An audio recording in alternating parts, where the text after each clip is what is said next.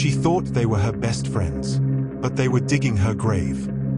That was the last thing Skylar Neese ever knew, that she trusted them. Two girls she laughed with, studied with, took selfies with, would one day drive her into the woods, stab her over 50 times, and leave her body rotting under a pile of leaves.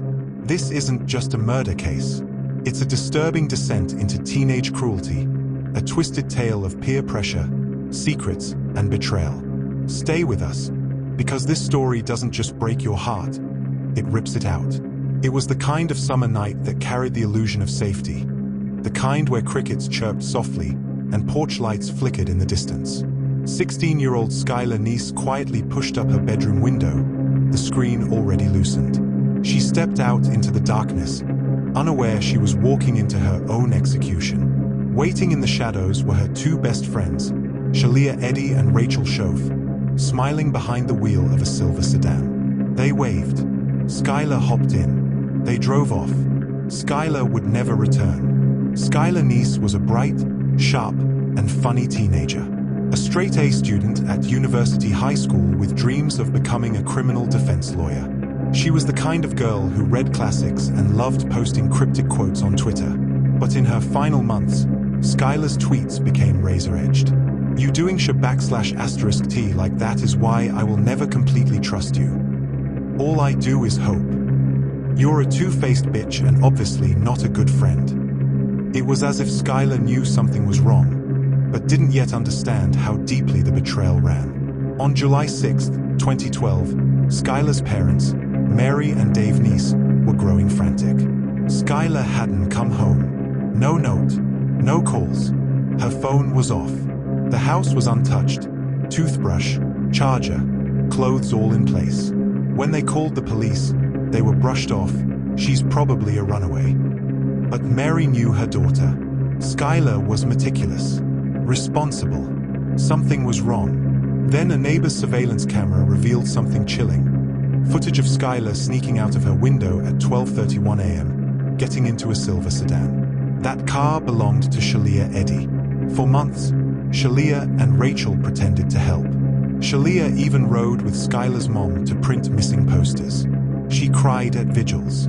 She hugged Dave Neese and told him everything would be okay. But the more they spoke, the more the holes showed. Their stories didn't line up. Timelines shifted. And still, Skylar was missing. Police tapped their phones, interrogated classmates. Still, no confessions. Until January 3, 2013. Rachel Shoaf, cracking under pressure and suffering a complete mental breakdown, checked into a psychiatric facility. A week later, she called her lawyer and confessed everything. Her voice was barely a whisper. "We stabbed her." The motive? Brutal in its simplicity. "We didn't like her anymore."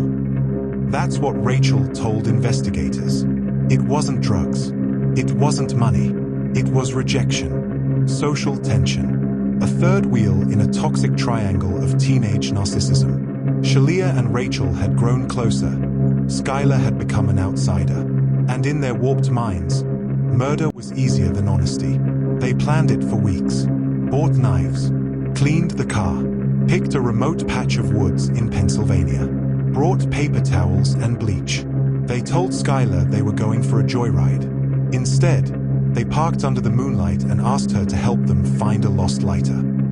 As she bent down, they pounced. Skylar screamed. She fought. She ran. But Rachel tackled her to the ground. Her final words? Why? They never answered. On January 16, 2013, 30 miles from her home, Skylar's decomposed body was found buried beneath sticks and soil. Animals had gotten to her. Identification was only possible through DNA. When detectives told Dave Neese, he collapsed to the floor. The image of his daughter, cold, alone in the woods, would never leave him. Rachel pled guilty to second-degree murder. She showed remorse, trembling in court, tears streaking her face. Skylar, on the other hand, sat stone-faced. She smirked, twirled her hair. She pled guilty only when the evidence, cell tower data, Rachel's confession, blood traces, made her conviction inevitable. Psychologists and investigators were baffled. How could two seemingly normal girls, cheerleaders, honor students, commit such a savage act? Both exhibited traits of narcissistic and sociopathic behavior. Shalia, in particular, seemed to lack empathy entirely. She partied. She tweeted song lyrics. One tweet after the murder read, "We really did go on 3." That wasn't remorse. That was pride. Rachel, meanwhile, spiraled into guilt, nightmares, panic attacks. Her confession wasn't just a leak.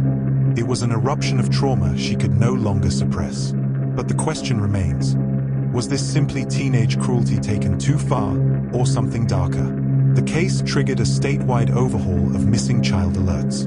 Thanks to Mary and Dave Neese's tireless advocacy, West Virginia passed Skylar's law, ensuring that all missing children, even those initially labeled as runaways, would receive immediate public alerts. Skylar's parents, broken but determined, now speak at schools and events, reminding teenagers that friendship isn't about likes, selfies, or sleepovers. It's about trust. And when that trust is broken, the consequences can be fatal.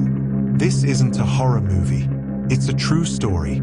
Two girls murdered their best friend, not out of rage, or passion, or desperation, but out of detachment. They were desensitized, caught in a world where likes mattered more than life. Skylar Neese's story is a warning, a brutal reminder of what happens when cruelty meets complacency. Here at Crimes Uncoded, we don't just tell true crime stories. We pull them apart, piece by piece, to expose the cracks in society that let them happen. Subscribe, share, and always stay aware, because sometimes the people you trust the most are the ones who sharpen the knives.